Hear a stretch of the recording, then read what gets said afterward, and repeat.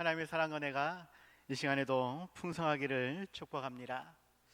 기도응답의 복을 누림으로 간증하는 삶, 자랑하는 삶을 살아가며 이로써 감동 있는 신앙, 감동을 주는 신앙을 살아갈 수 있는 우리 모두가 되시기 바랍니다.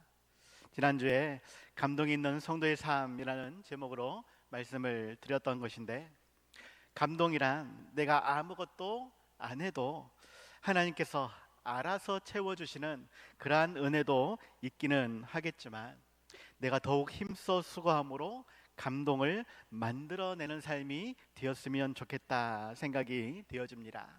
하나님은 우리의 수고에 반드시 감동을 주실 줄 믿습니다. 하나님은 우리를 사랑하심으로 더 많은 것을 준비해 놓고 기다리신 줄 믿습니다. 내가 아무것도 안 해도 하나님이 알아서 해주시겠지가 아니라 준비해 놓고 기다리시는 그 하나님을 움직이기 위해, 감동을 받기 위해 더욱 힘써 수고할 수 있는, 그 감동을 다른 사람들에게 나누어 줄 수 있는 우리 모두가 다들 되시기 바랍니다. 오늘도 감동이 있는 경건훈련이라는 제목으로 말씀을 나누고자 하는데, 이 경건은 금생과 내생의 약속이 있는 그러한 것이다 라고 말씀을 하십니다. 그러한 약속이 있는 경건 훈련을 통해 더욱 감동을 누려야 하겠다라는 것이죠. 하나님은 우리가 항상 기뻐하고 쉬지 말고 기도하며 범사에 감사하기를 원하십니다. 그러한 삶으로 감동 주시기를 원하시는 하나님, 그 하나님을 우리가 더욱 기대할 수 있어야 한다라는 것이죠.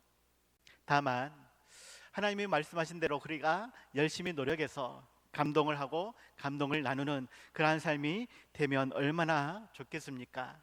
그런데 우리의 인생은 힘들고 지치는 문제 가득한 그러한 일들이 더 많기 때문에 실상 감동하고 그 감동을 나누는 것 쉽지가 않다라는 것이죠.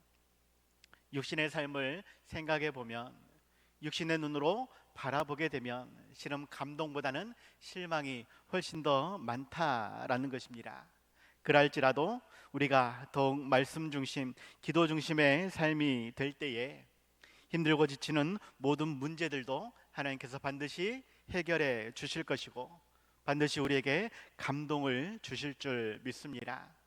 그 감동 있는 신앙의 삶을 살아가기 위해 더욱 힘써 수고할 수 있는 우리 모두가 다들 되시기 바랍니다. 이러한 내용으로 말씀을 나누고자 하는데, 실은 오늘 중고등부 예배 설교도 오늘 내용과 실은 같았습니다.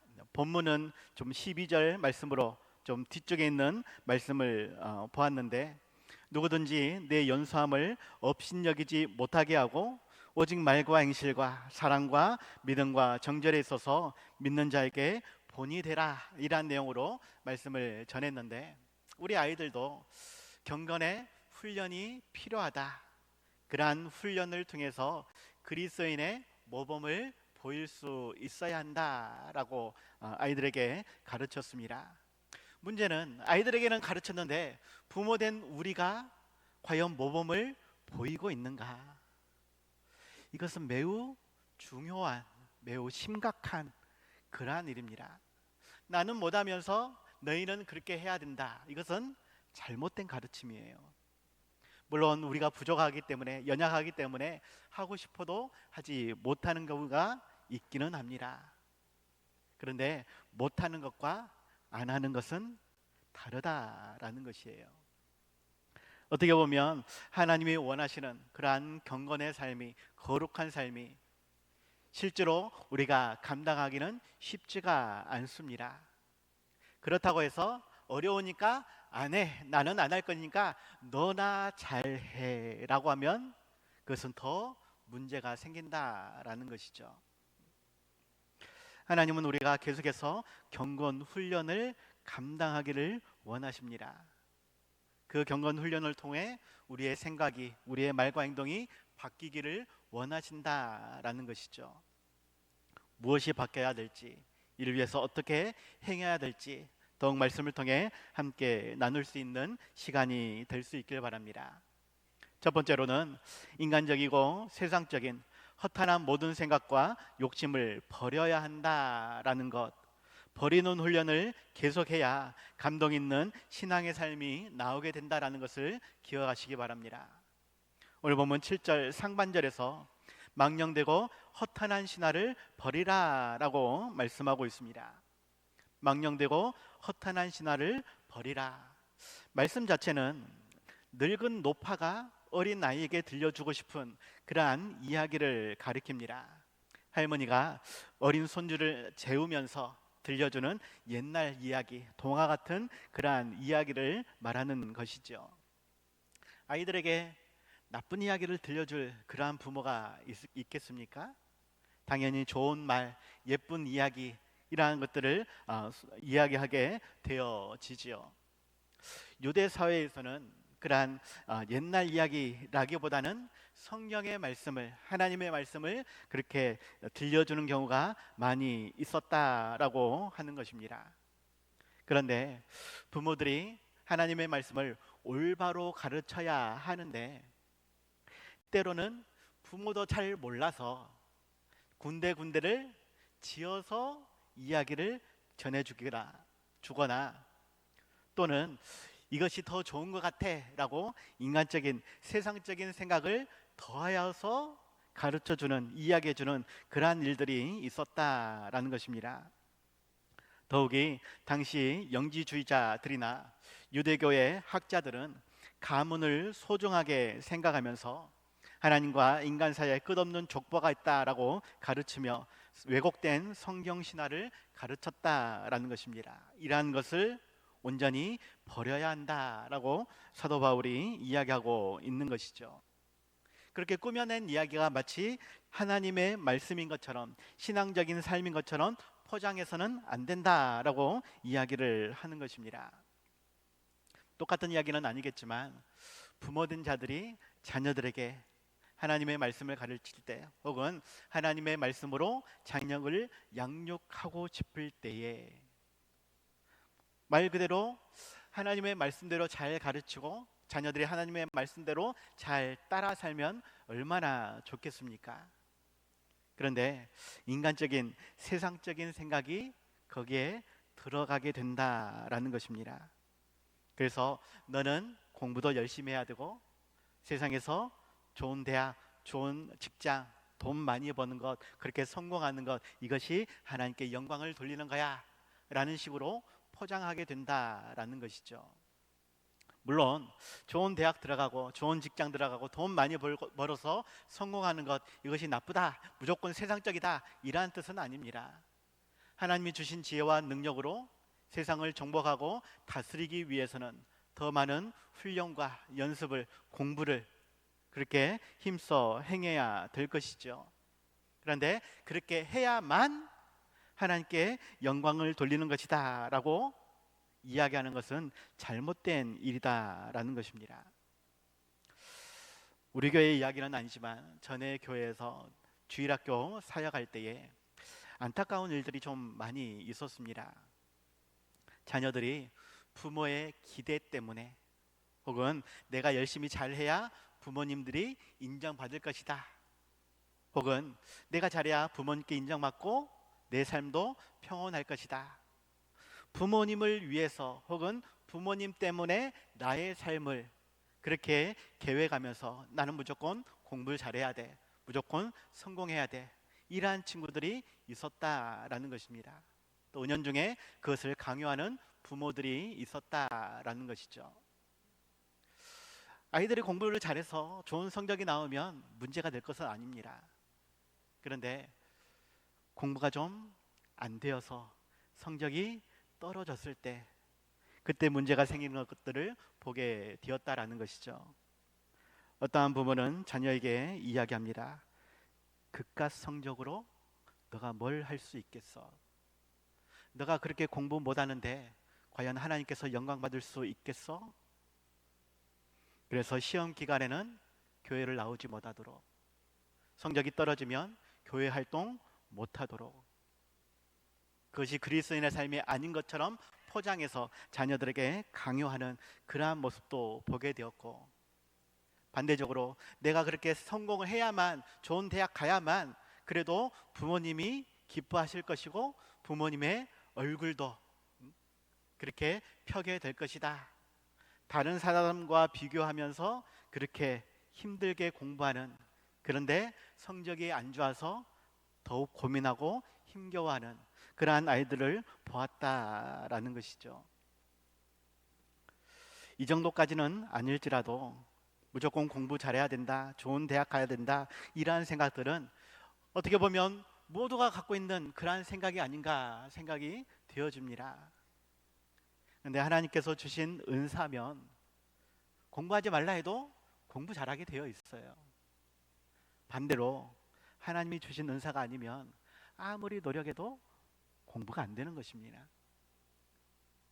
오히려 그 친구는 다른 은사를, 다른 달란트를 주셔서 가령 운동을 잘한다라든지 혹은 전혀 다른 곳에 재능을 발견할 수 있을 것인데, 그런데 우리 부모들은 그러한 것을 생각 안 하고 무조건 좋은 성적이 나와야, 무조건 좋은 대학을 가야, 사람들이 말하는 좋은 학과를 가야 라고만 생각을 한다라는 것이죠.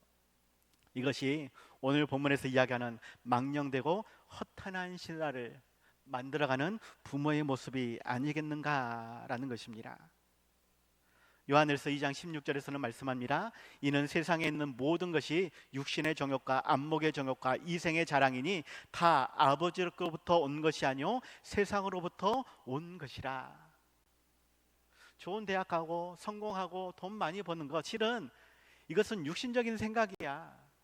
이생의 자랑을 위한 것이야. 이것은 하나님의 뜻이 아니야. 물론 너무 극단적으로 이야기하는 것일 수 있지만, 무조건 이렇게 해야만 하나님이 기뻐하시는 것이다 라고 치부해서는 안 된다라는 것입니다.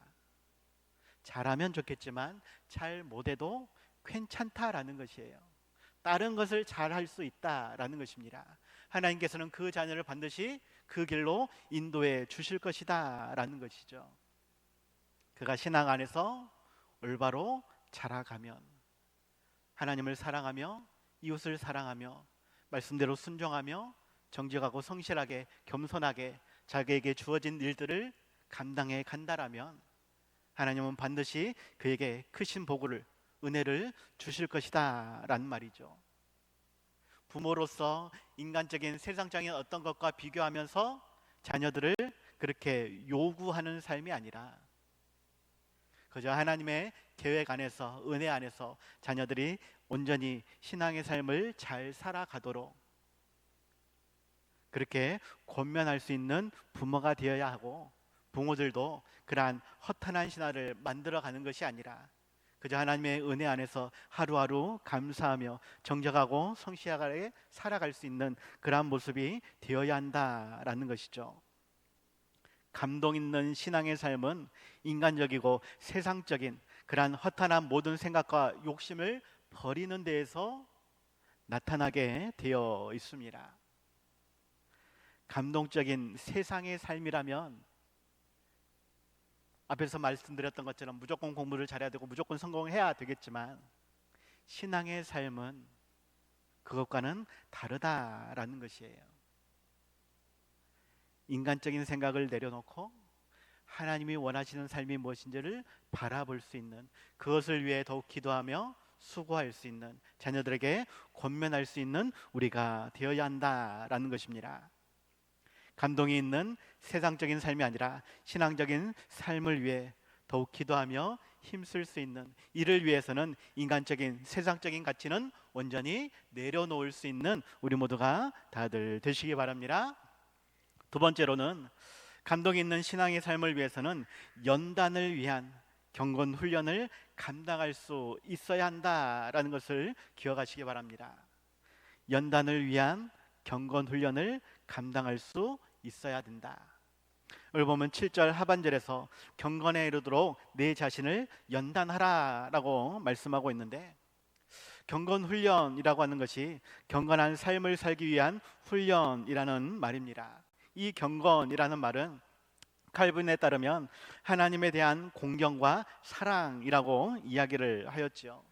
그리스도인이 지향해야 될 신앙생활의 총체가 경건이다라고 이야기를 한 것입니다. 그리스도인이면 당연히 살아가야 될 모든 삶이 경건이어야 한다라는 것입니다. 또 윌리엄 로우라고 하는 신부님이 쓴 경건한 삶을 위한 부르심이라는 책이 있는데, 여기서 경건은 하나님께 드려지고 바쳐진 삶을 의미한다라고 하였습니다. 자기의 뜻이나 자기 방식, 세상 정신을 따라서 삶을 영위하지 말고 오직 하나님의 뜻을 따라서 삶을 영위하는 것이 경건이다라고 말하고 있죠. 그러려면 당연히 하나님의 뜻을 알아야 되는 것이고, 그 하나님의 뜻이 나의 생각과 다를 때는 온전히 나의 생각을 버려야 하는 것이고, 그 하나님의 뜻이 때로는 십자가 진 같은 그다음 고난과 부담감이 있을 때에는, 그때는 어떻게 해야 됩니까? 나에게 십자가를 주시는데, 순교적인 사명을 주시는데, 그때는 어떻게 해야지 경건한 삶이 되는 것입니까? 못한다고 포기하는 것이 맞습니까? 아니죠. 끝까지 감당해야 하는 것입니다. 감당 못할 때는 어떻게 해야 합니까? 감당할 때까지 수고해야 하는 것입니다. 여기서 말하는 수고는 그냥 조금 해보고 안 되면 포기가 아니라 될 때까지 해야 하는 것이죠. 그래서 훈련이 아니라 오히려 연단이다라고 오늘 본문에서는 기록하고 있는 것입니다. 옛날 성경에서는 훈련이라고 표현했는데, 훈련이라고 하는 것은 하다가 못하면 좀 쉴 수도 있는 것이고, 그래도 안 되면 실은 포기할 수도 있는 것입니다. 그런데 연단은 포기해서는 안 되는 것입니다. 될 때까지 해야 되는 것이 연단이다라는 것이죠. 세상적인 가치를 위해서도 사람들은 연단하는 그러한 열심을 냅니다. 뒤에서 말씀을 드리겠지만, 그런데 우리는 신앙의 삶을 위해서는 더욱 연단을 감당해야 한다라는 것이죠. 연단은 몸과 마음을 단련시키며 굳세게 담는다라는 의미도 있지만, 말 자체는 불순물을 걸러내고 더욱 순수한 금속을 만들기 위한 과정이라고 말합니다. 쇠붙이를 불에 달군 후에 두드려서 단단하게 하는 그러한 과정이지요.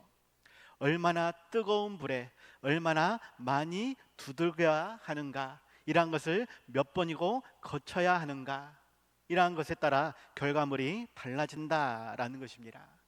하나님이 흡족할 만큼 거룩하고 순결한 삶을 위해서는 더욱 경건을 위한 연단을 감당해야 하는 것이고, 이것은 99.9%의 순도를 얻어내기 위함이 아니라 99.99999%도 아니라 완전한, 완벽한, 순결한, 무구한 그러한 결론을 얻어야 한다. 때가 묻지 않고 맑고 깨끗한, 꾸밈이 없이 자연 그대로 순박한 그러한 결과를 얻을 때까지 계속해서 불에 달궈야 되고 계속해서 두들겨야 하는 것이 연단이다라는 말이죠.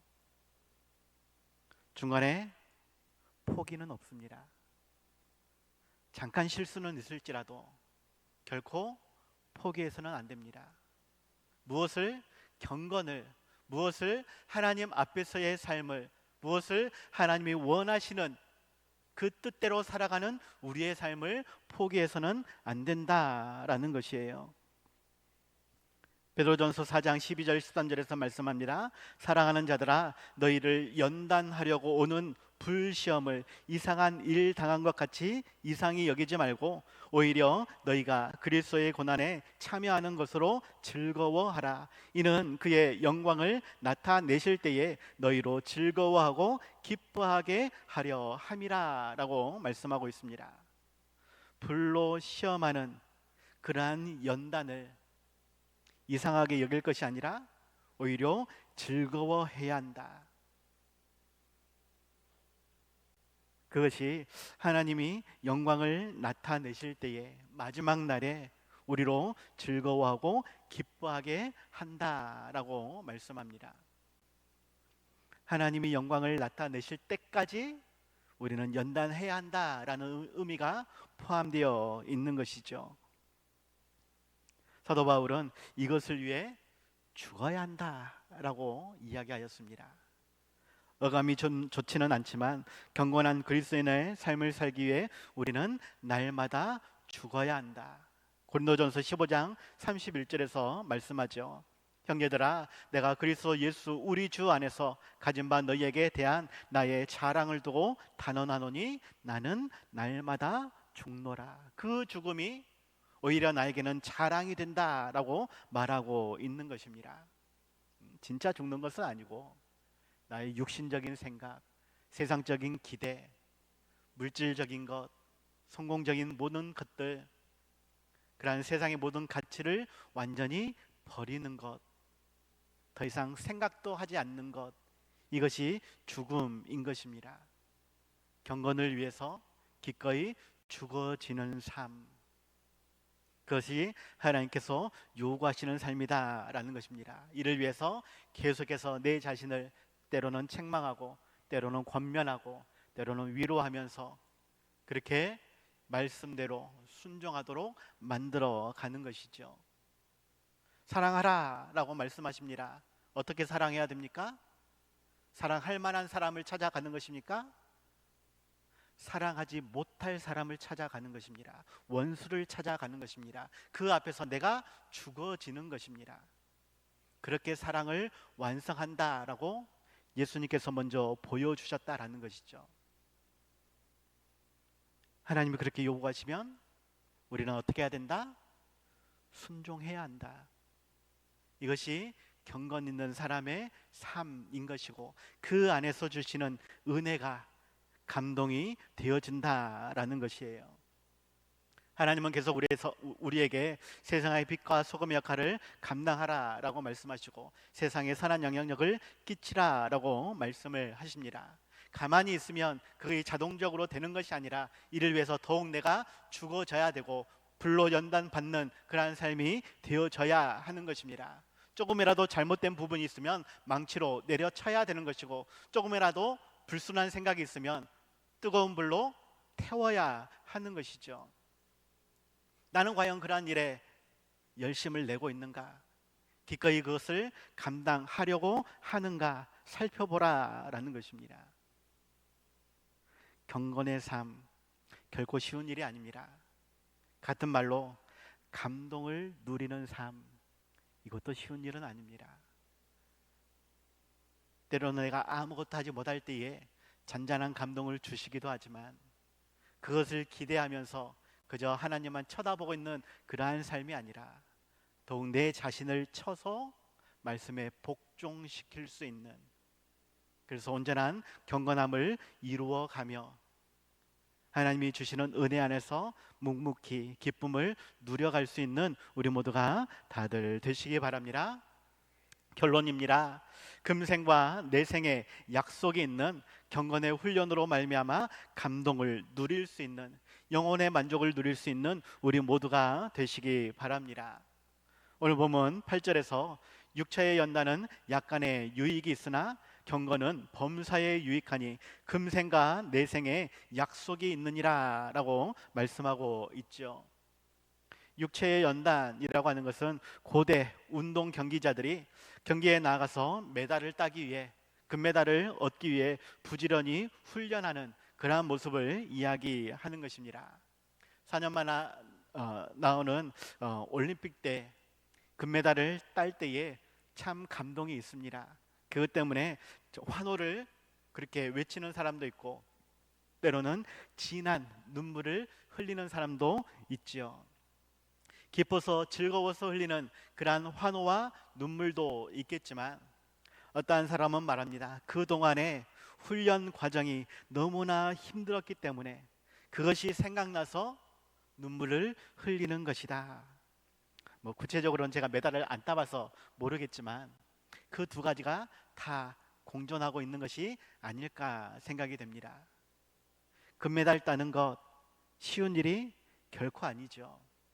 이를 위해서는 자는 것도 먹는 것도 생활하는 것도 계속해서 절제하고 더욱 피땀 흘려 훈련하며 그렇게 1등을 위해 달려가는 것이 바로 육체의 연단입니다. 그런데 경건은 이보다 한 걸음 더 나아가야 한다라고 말씀을 하는 것이에요. 육체의 연단은 세상 사람들도 많이 하지만 그리스도인이라면 이보다 한 걸음 더 나아가서 경건을 위해 연단해야 한다라고 말씀을 하는 것입니다. 그럴 때에 허탄한 모든 것은 온전히 버려야 하고 경건을 위해서 더욱 부단히 연단해야 한다라고 말씀을 하는 것입니다. 그럴 때에 이 경건은 범사에 유익하다라고 금생과 내생에 약속이 있다라고 말씀을 하는 것이죠. 그러한 약속을 붙잡으며 우리는 매일같이 경건 훈련에 임할 수 있어야 됩니다. 그럴 때에 우리에게 감동 주시는 하나님을 매일같이 만날 수 있다라는 것이죠. 오늘 본문 넘어 15절에서 말씀합니다. 이 모든 일에 전심전력하여 너의 성숙함을 모든 사람에게 나타나게 하라라고 말씀하고 있는데, 전심전력한다, 이 말이 오늘 말씀하고 있는 연단과 같은 의미입니다. 그런데 자신이 생각하는 최선이 아니라 하나님이 요구하시는 최선이다라는 것이죠. 그 하나님이 원하시는 최선을 위해 날마다 내 자신이 죽어져야 한다. 죽어진다라는 것은 엄청난 고난과 역경이 있다라는 것이에요. 그럴지라도 포기하지 않고 끝까지 감당해야 한다라는 것이죠. 왜? 첫째로는 하나님의 영광을 위해, 두 번째로는 나를 위해서. 금생과 내생의 약속이 있잖아요. 이 땅에서도 복을 주실 것이고 영원한 삶에서도 영생 복락을 우리에게 누리게 해 주실 것이기 때문에 그것이 이 땅에서 누리는 것과 비교하면 세 발의 피도 안 된다라는 것이에요. 우리가 이 땅에서 몇 년을 살 수 있습니까? 100년, 200년을 살 수 있습니까? 그래봤자 그것이 한계입니다. 죽음 이후에는 영원한 삶이 있죠. 그 영원한 삶에서 영원한 기쁨을 누릴 수 있다라는 것인데 그것을 위해서 지금의 것을 포기할 수 없느냐라는 것입니다. 자녀들에게 이야기하잖아요. 지금은 열심히 공부해야 된다. 왜? 나중에는 잘 될 것이니까, 행복해질 것이니까. 그때를 위해서 지금은 그래도 힘들지만 공부해야 된다. 노는 것 좀 줄이고 핸드폰 제발 좀 줄이고. 꼭 우리 아들한테 하고 싶은 말이지만 왜 그렇게 말을 하느냐? 다음 삶이 바뀌니까 그렇습니다.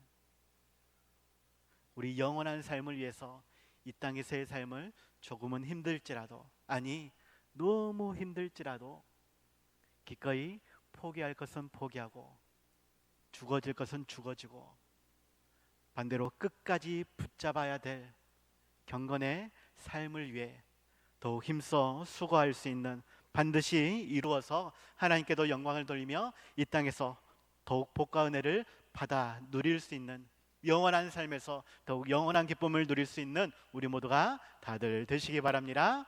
기도하겠습니다. 하나님 아버지,